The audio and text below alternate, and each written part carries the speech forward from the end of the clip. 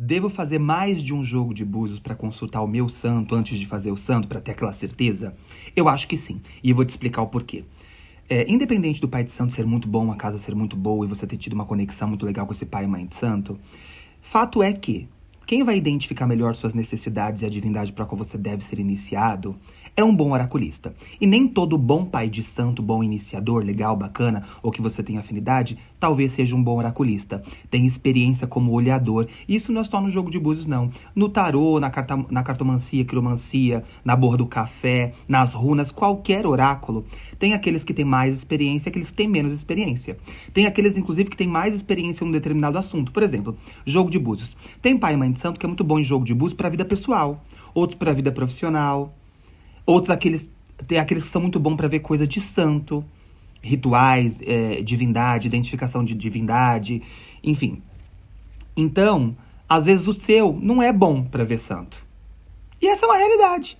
Às vezes você precisa de alguém com o olho melhor, mais apurado. Alguém que tenha mais experiência em identificar. E às vezes aquele que tem experiência em ser um iniciador não tem experiência em ser um bom olhador e identificador. Por isso que no passado havia muitas pessoas que viam, dentro da mesma casa tinha 1, 2, 3, 4 ebomes, cargos, oloiês, quijingo da casa que ajudava o pai e a mãe, iniciador, a identificar. E também havia uma tradição, que hoje se fala muito pouco, que era correr 3 casas, 3 oraculistas, 3 olhadores de jogo, 3 pais e mães de santo, para confirmar aquele santo, para identificar.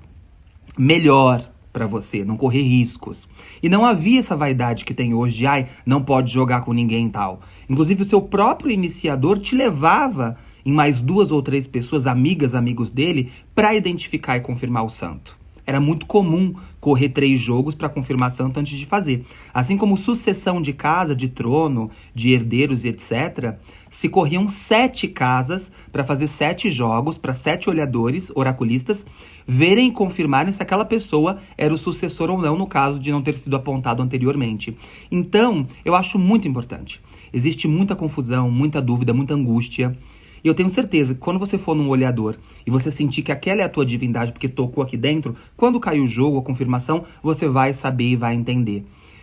E nem sempre o nosso iniciador ele acerta, porque tem muitas informações, tem muita influência pessoal, ele já te conhece previamente, muitas vezes enviesa o jogo porque te conhece enquanto pessoa e não olha mais para o oráculo. Então eu continuo achando sim, muito importante. Eu não acho que seja um desrespeito, desde que isso seja feito com consentimento, inclusive com a participação do seu iniciador, eu acho isso super saudável e responsável, inclusive.